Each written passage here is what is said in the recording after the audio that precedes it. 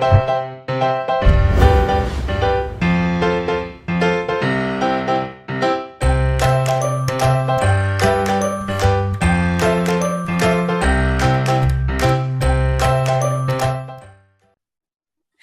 everyone, and welcome to another episode of The Family Couch. I am so excited to have on with us today my personal resident Talk Sex With Me expert, Tara Spears. She's going to be talking today about how to talk about sex with sexually reactive children or children who have been sexually abused. So it's a very deep topic, and I definitely want to let people know that if this is a tough topic for you, please know that we're going to get into some deep things. And so if there's any triggers for you, just want you to be aware that we're going to be talking about a tough topic, and please feel free to reach out to Tara or myself if you need more help after you listen to this episode. So Tara, hi, how are you? I'm doing good. Thanks for having me again. I feel like I just did this is a very special episode of the Family Couch kind of introduction there. I feel like it's a very tough topic, so I definitely want to give people a heads up before they dive into it. Well, absolutely. It's a very sensitive and very triggering topic. So yeah, very necessary disclaimer. Thank you. So Tara, before we jump into the interview, can you give our audience a little bit more about who you are and what you do? Sure. I'm a licensed marriage and family therapist and a licensed mental health counselor in the state of Florida. And I have over 10 years of experience working with individuals, couples, and families, particularly those involved in the child welfare system. So Talk Sex With Me was kind of born out of a combination of variables. You know, me becoming a parent certainly helped, but also working with so many children over a decade or more, struggling with a history of sexual abuse or placement instability due to sexually reactive behaviors, and wanting to get more resources out there for caregivers to better manage these behaviors. So Talk Sex With Me was literally born for this discussion today. Nice. So before we jump into some of the questions, can you let us know a little bit more about what is a sexually reactive child, or how do you define a child that's sexually reactive? Sure. And that's a great question, because there becomes this magical age where we stop referring to them as sexually reactive and we start referring to them as perpetrators, which is tough and unfair very often. So usually when we think of a sexually reactive child, we think of a child under the age of 12 who is displaying sexually inappropriate behavior. That it is in a public fashion. It may or may not be predatory in nature. It may be a child who is masturbating in public, or who doesn't really have a sense of modesty and is exposing themselves. And it can go all the way up to a child who is engaging in sex with another child. Mm-hmm. And you mentioned kind of that age where we are able to delineate between sexually reactive and perpetrator. Is there a legal age for that, or is that a clinical judgment age, or? There are legalities associated with the gap between the offender and the victim, if you will, where it becomes a bigger issue. So, yeah. Yes. Yes is the short answer, where there's also a legal definition for that. I will say that it is not uncommon to see children start to react at the age that their perpetrator was when they were abused, and for them to pick victims that were in that similar age range that they were. And sometimes that means a 15-year-old reacting on a 6-year-old. Is it right? No, absolutely. Is there some damage and some reprogramming that needs to be done? Yes. Yeah. And then based on your professional kind of opinion, you mentioned like a 15-year-old or a 16-year-old. At what age do you ever feel like they stop being sexually active and they start becoming the perpetrator, and they have that legal term? I think when we start talking about the delineation between sexually reactive and perpetrating, we're looking at a constellation of behaviors that are being manifested. So it's more than just a 15-year-old foster child who's having some sexual interactions with a 12-year-old foster child, right? So we have coercion is typically part of the mix, or grooming is part of the mix, or someone who is blatantly unable to give consent. Right. So I'll give you an example. I worked briefly with a male. He was 15. He was adopted at 5, stayed with his adoptive family for 10 years, and came back into care at the age of 15 after he unfortunately raped his grandmother, who had dementia. So in that case, we're talking about someone who is very, very clearly cognitively impaired and unable to give consent, and he knew this. And if you, through the course of treatment, there was a discussion around, he slowly started to sexualize her and prepare for or plan for this encounter. So now we have a constellation of behaviors that are less impulse-based and have more premeditation. Right. So professionally, you feel like if it's a kind of a child who's just kind of trying to figure things out or going through their own trauma, and it's not as premeditated, that may err on the side of sexual reactivity, as opposed to someone who's planning, plotting, and kind of making a statement for their sexual behavior, right? Yes, and I will also say I've seen a 6-year-old fall into that category. Okay. Who was very clearly coercive, very clearly planning, would make threats. If you tell, I will do this. At that age, though, is that someone who knows and understands sex? Because it seems like that might be not very young to understand what they're doing, maybe coming from their own sexual abuse. Yeah, absolutely. So my point in sharing that was that it's, we have to use these labels still with a grain of salt and caution, because there's very frequently going to be exceptions to what we're discussing. Right. And when we talk about sexually reactive children, are these children who have been sexually abused or have witnessed sexual abuse, or how do you know where this sexual reactivity has come from? So when we talk about sexual abuse and sexually reactive children, yes, undoubtedly some of them have been sexually abused. Okay. Some of them may have been exposed to really sexually inappropriate content for their age. And so they're reenacting what they've seen. Right. So that's not necessarily the same thing as, and it's not the same thing at all, actually, as a child who was groomed and molested over a period of years. You can still get some of that sexually reactive behavior, though. So when we're talking about sexually reactive kids, we want to look at the entire spectrum of behavior to know what our level of threat and concern is. Right, definitely. So now if we jump into maybe a parent who has a child who is sexually reactive, and she's starting to see, or this parent is starting to see these behaviors where maybe at one instance they weren't doing it, but now the child may be humping or doing sexual gestures or being very open about sexuality in a way that they weren't. How should that parent react? Where should that parent be, or their next steps maybe? Well, I can appreciate that in those instances, it's probably very shocking. And the natural response would be to react with that level of shock. What are you doing? Where did you learn that? And all of these kind of alarmed questions. Yes. And I would say that's not what we want to do. Right. We want to maintain a sense of calm and composure. We want to get down with the child. We want to ask, what I noticed that you're doing X, Y, and Z. Can you explain to me what that is? And how did you even think to know to do that? Is this something you've seen? Is this something someone has possibly done? Just use, you're going to play stupid and you're not going to make assumptions. Right.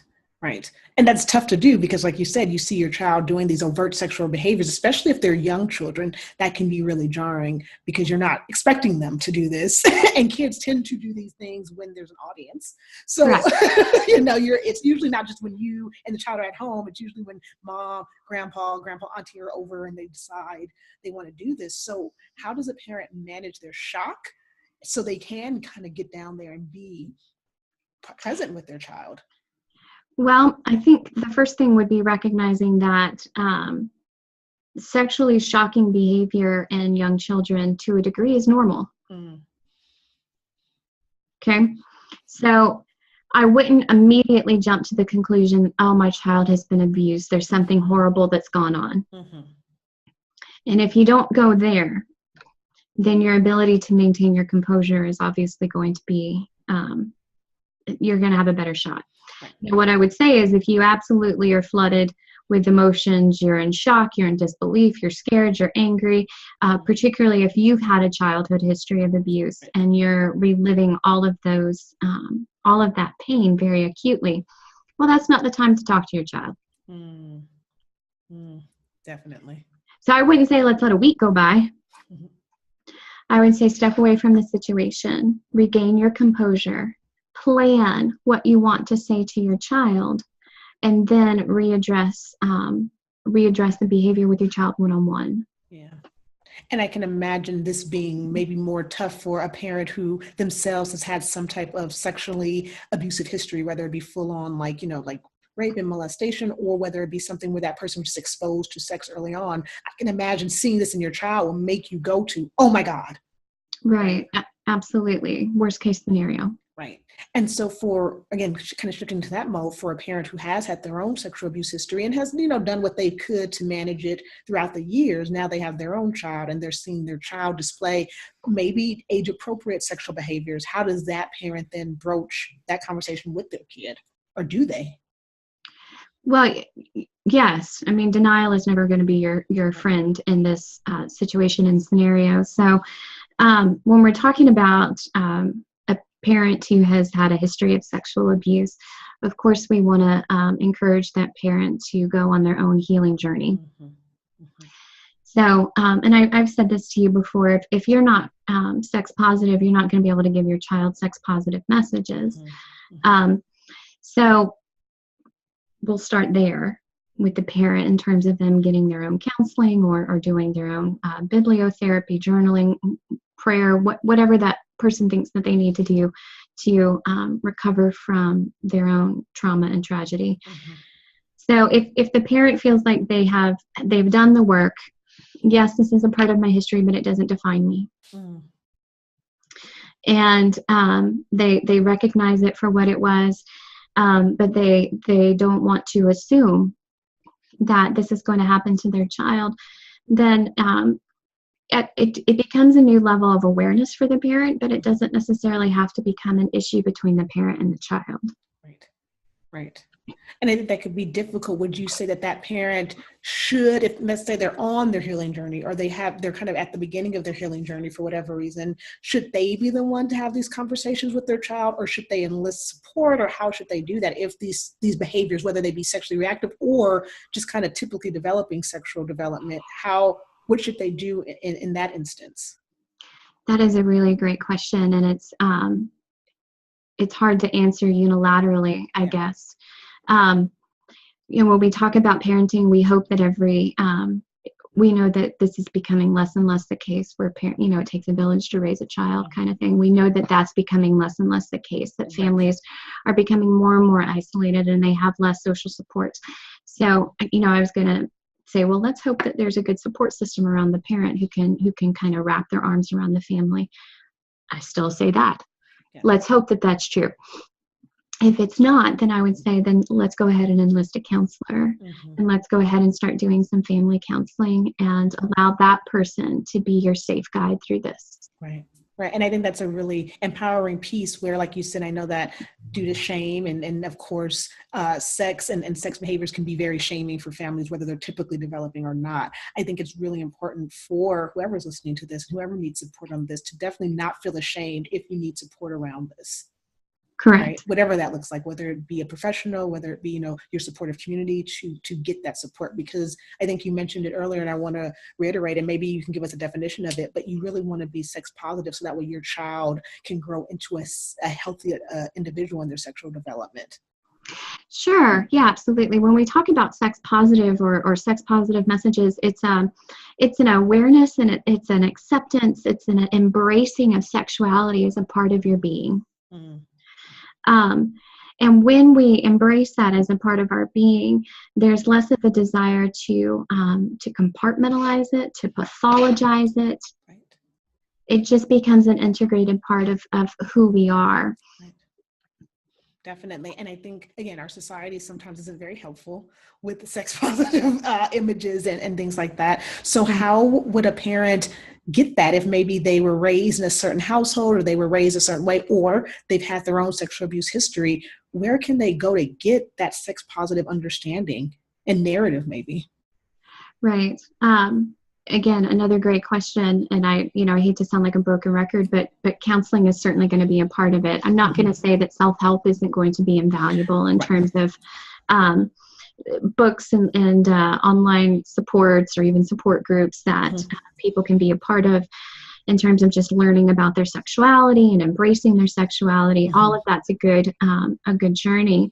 And it really just depends on where the person feels like they're stuck. If they grew up in a household where sex wasn't discussed, and it wasn't a topic you had to broach because you just weren't going to do it. Yes. Yes. And so we just don't, we don't need to go there. Right. Well, you're right. It is really difficult to know how to start to talk about sex in a sex positive fashion with your child. Right. So then it's a matter of reflecting on, you have values as it pertains to sex today, the parent. So it's a matter of taking time out and doing a self-reflection and a values assessment. What are your values about sex, and what do you want your child to know about sex? And I know this might be off the top of your head, but are there any you mentioned books and things like that? Are there any books that you like to kind of refer parents to or give resources for them to kind of begin that sex positive journey if that's not something that's a part of their vernacular or understanding? That's a great question. And off the top of my head, no, I can't think of one that I would be my necessary go-to. You have to write one then, Tara.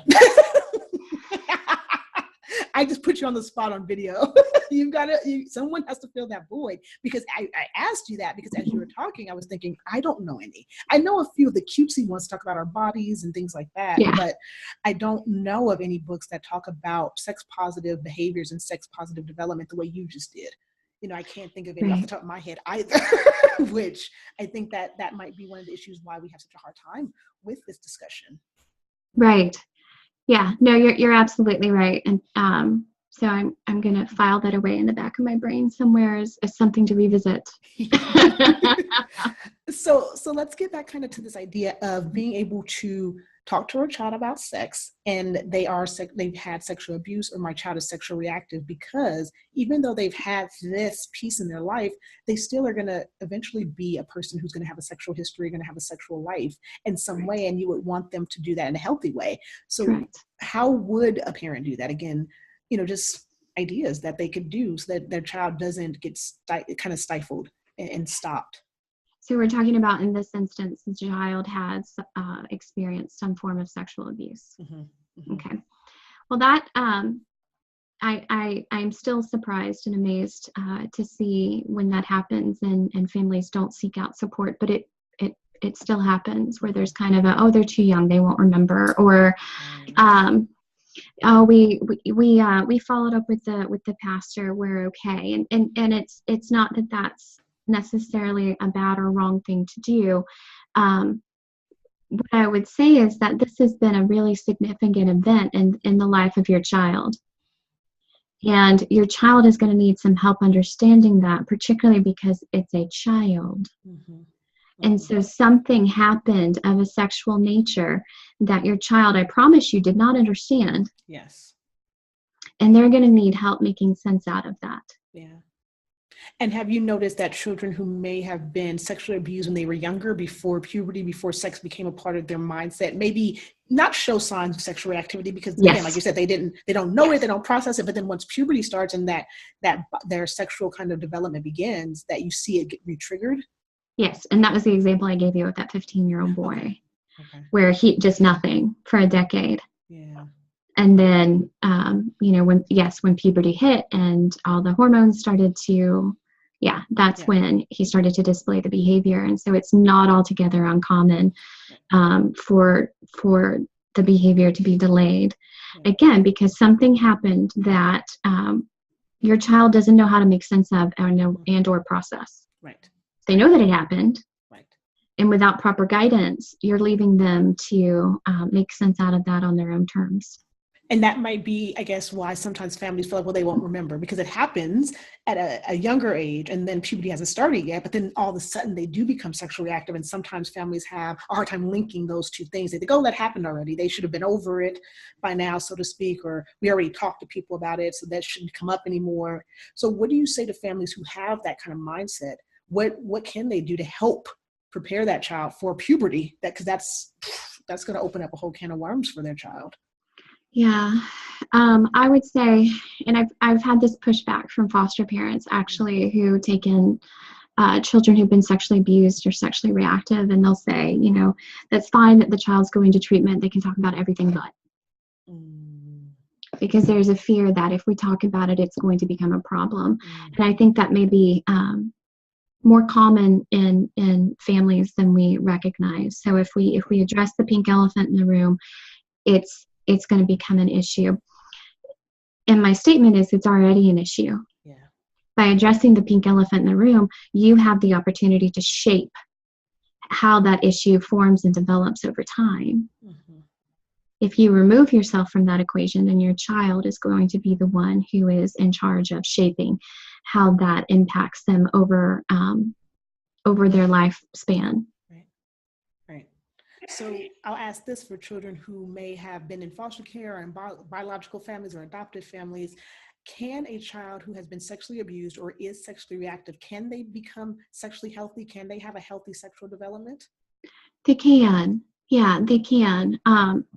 They need to, of course, get into treatment. And there's some really great modalities out there for working with children and families who have been sexually abused. And I know that trauma-focused cognitive behavioral therapy is a big modality that's used now in terms of working with the child and working with a safe caregiver who is able to support the child on their healing journey in and out of treatment. And while that person, that caregiver is also supportive, they're separated for a time so that they are also working through their own misgivings or frustration or whatever they need to go through in order to be at the best place to be a healthy and safe, stable caregiver for that person. Yeah.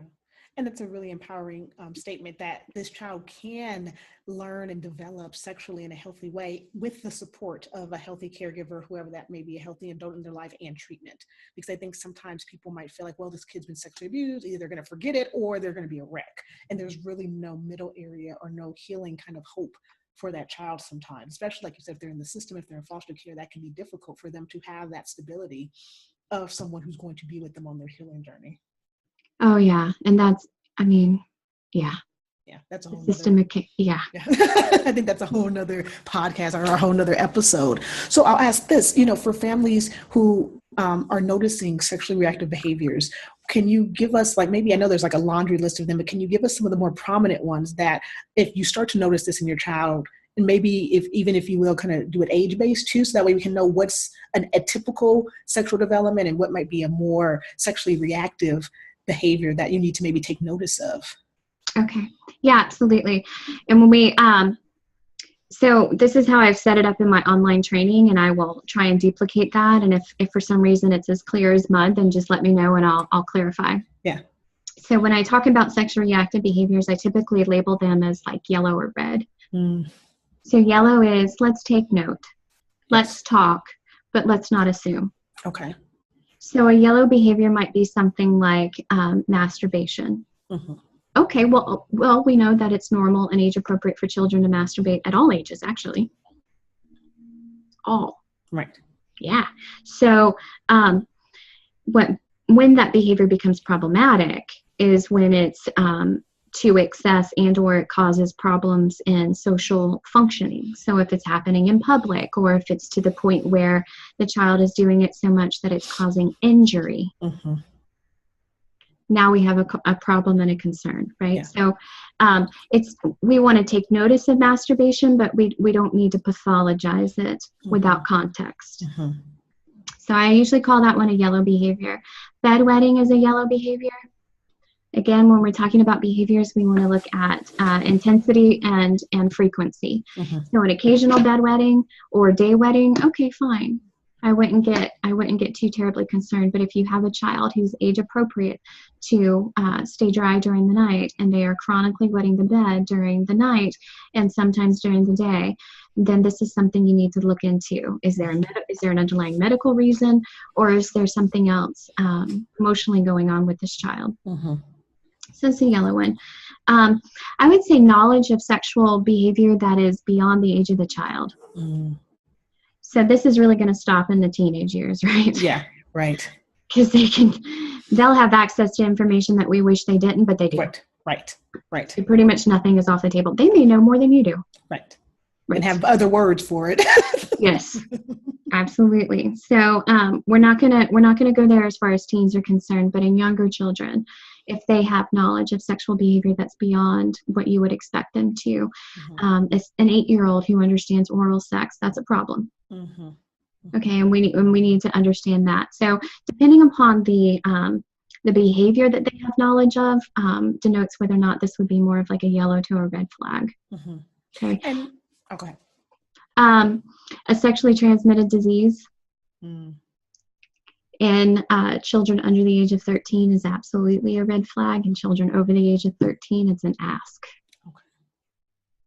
Okay. That could be scary for parents to know, like, what? Yep. Yeah. Injury to the genitals. Depending upon the severity, it can be an ask. Because we've already talked about masturbation as a normal part of child development, and out of curiosity, children may touch, put things in places that really isn't supposed to be happening. They could even be wiping improperly, which can cause infections. So it's an ask depending upon the severity. Right. At the same time, anytime you see an injury in your child's genitals, you follow up with a physician. Like, we're not going to troubleshoot this at home. We're still going to follow up with a physician. So those are, in general, those are some more, I think, typical behaviors that you would see. Anytime you have a child who is coercive, threatening, manipulating others for sexual interactions, that's a red flag. And it's a pretty significant one. So that's one to pay attention to. Other red flags, if your child, this is just my general disclaimer on awareness for parents who have tweens or teens in terms of trafficking. If your child suddenly has money and you don't know why, ask. If your child is suddenly bringing home possessions that you know they can't pay for with their minimum wage job, ask. Never let your child go door to door for sales. If they're going to sell Girl Scout cookies, that's great. Go with them. So when you start seeing if a child is missing for several days on end, or they are coming back with those possessions, that's a red flag. Yeah. And you mentioned kind of delineating with teens, because it can be difficult with teens as they begin to engage in sexual activity on their own. How can you begin to see if something is maybe sexually abusive for them, or they're reacting in a sexually reactive way that's outside of that normal teen sexual curiosity? Again, we're going to go back to intensity and frequency. So normal teen curiosity might be, I have a boyfriend or a girlfriend, or we mess around, we play around. What you wouldn't expect within a teen would be 10 or more sexual partners in 1 year. Gotcha. That would be a little breathtaking, I would think, and a stop for pause if I were certainly that teen's parent. What you wouldn't expect from a teen is knowing that teen is doing acts of a sexual nature for favors. So again, we're going to look at many behaviors can be normal if they are in moderation. Right. So we're always going to have to consider the intensity and frequency of what you're seeing in your child. And then one of the ones that I know comes up a lot, I'm sure for you and does for me, what about the consumption of porn for kids? And I won't say kids so much because I'm sure that's a very big red flag if a 6-year-old is watching it. But if Oh you're yeah. a teenager who is consuming porn in any way, how do you know what is kind of like that normal curiosity and what may be something that we need to really address? Anytime you have your child who is watching porn, that's a conversation to be had. Mm-hmm. If nothing for the sake that they are going to be receiving messages through that media that are not accurate. Mm-hmm. And as adults who have had our own sexual experiences, we know that those aren't accurate. Mm-hmm. And we can separate fact from fiction. But when you're a child and that's kind of the messages that you're being spoon-fed, then we need to make sure that there's a parent accompanying those messages to say, I need you to understand what porn is, Mm-hmm. Mm-hmm. kind of thing.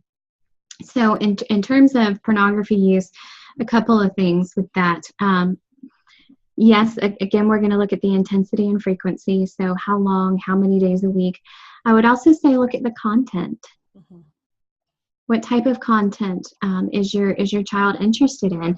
Does it seem to be of a consensual sexual nature? Does it seem to be more violent in nature? And that would again, either is a cause for a conversation. But you're gonna, based upon the content, I would then say, tell me what you thought about that. Mm-hmm. Mm-hmm. Does that seem to be normal? Does that seem to be of a mutual loving relationship? Does that seem to be an equal partnership and exchange sort of thing? And I'm not necessarily here to bash porn. That's not what I'm saying. What I'm saying is that children are going to receive messages from that they won't have a proper context for. Right. And so the question then becomes, if you notice that your child is doing that, do you stop it or do you kind of have that conversation? That goes back to the family values. So you're a 17-year-old male who is, a senior in high school and working and looks at porn in his off time. I'm sure there are families out there who would condone that. Mm-hmm. I'm confident there are families out there who would not. Yes. So it really goes back to what the family values are. If it's with that disclaimer made. Right. In my household, if my 13-year-old was accessing porn, that's certainly a cause for me to go and get some really tight parental controls. Right. Right. Yeah. So I'm going to say we're going to use some good discernment and judgment around that.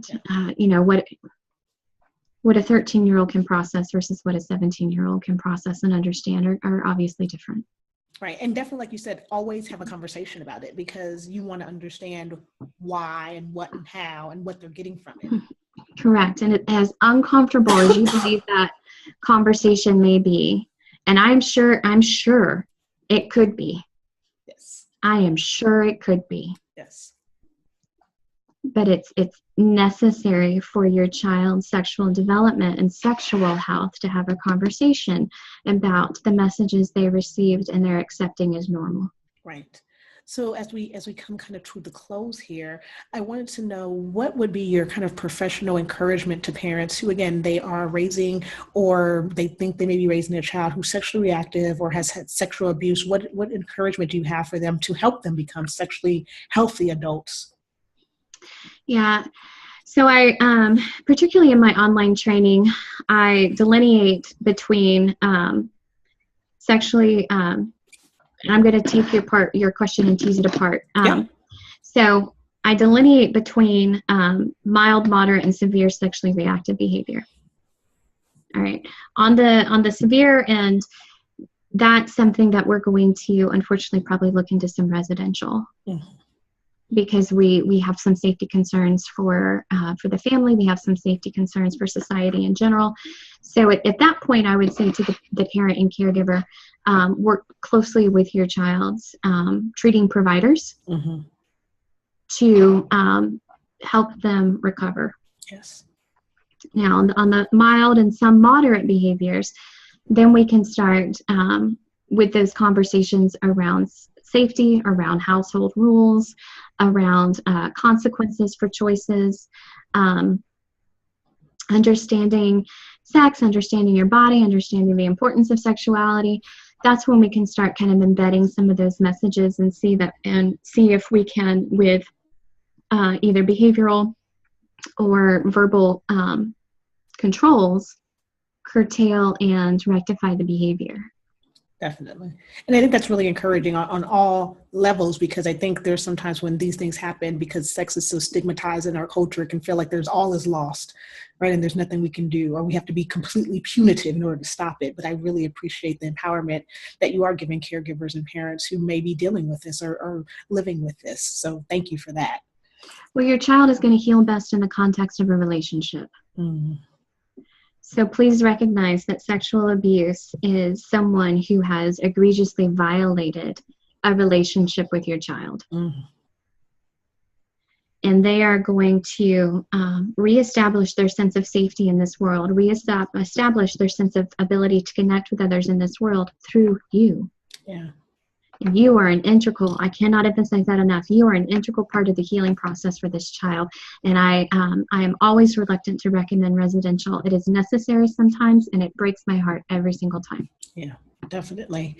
Well, I know that this is such a rich topic, and I know we can talk about it ad nauseum. I'm sure we could do a whole family couch just like series on it, but I definitely want to give you some space to let our audience know more about how they can get in touch with you, connect with your resources, and learn more about what you have to offer. Sure. So there's a couple of things that I do. Some are location-based, meaning I have a private practice in Lake Mary, Florida, which is right outside of Orlando, where I see individuals, couples, and families, and do work with victims of sexual trauma and either individuals who have been traumatized and then became reactive. Mm-hmm. So I do all kinds of things in my practice. So that's one thing that I offer. And you can find that at www.togethernesscounseling.com. Okay. And as denoted by the name, my emphasis is always a relational base. Yeah. So people don't exist in a vacuum. We need to have the support of others around us in order to feel safe and secure and stable and all that good stuff. All right, so the online learning, though, is at talksexwithme.com. And right now there's 4 programs available for parents and caregivers alike. There are 2 base modules, which are talking to children, which is ages 0 to 10, and then talk to teens, which is ages 11 to 17. Really walk the caregiver through how to have a sex-positive conversation with their child at these various ages. Mm-hmm. It starts with parental or caregiver preparation by assisting them in identifying their values so that they have an awareness of what they want to pass on to their child. From there, we get into age-appropriate sexual development, which we alluded a little bit to today. And we talk about parental tasks that are required at those stages to help the child get through that task and ensure safety at the same time. In both modules, I talk a lot about sexual safety and go over, again, those yellow and red flags. Nice. Finally, you have a live demonstration of a parent and child in both of those modules actually talking about sex, and they're not edited and they're not scripted, so you get all the silly laughs and the awkward pauses and all of just the richness of the moment. Nice.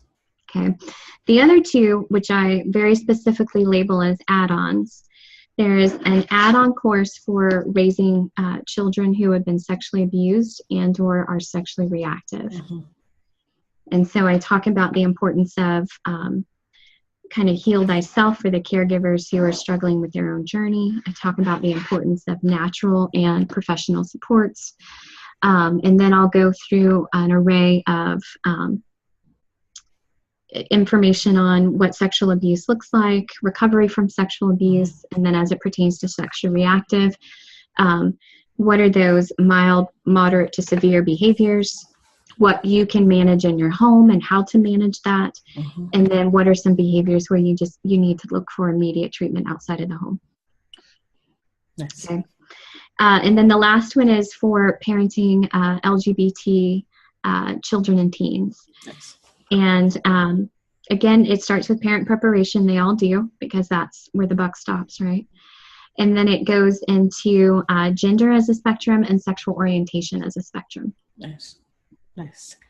And for those of you who are listening just right now, don't fret if you were not able to get all those links. All of those resources and links will be in the show notes for this episode. So if you're interested in any of those resources, please feel free to connect with Tara through those links that will be connected to this episode. So Tara, thank you so much for coming on and sharing your expertise on this subject and giving us some empowerment and some hope for families who may be dealing with this topic. Yeah, absolutely. Again, thank you for having me.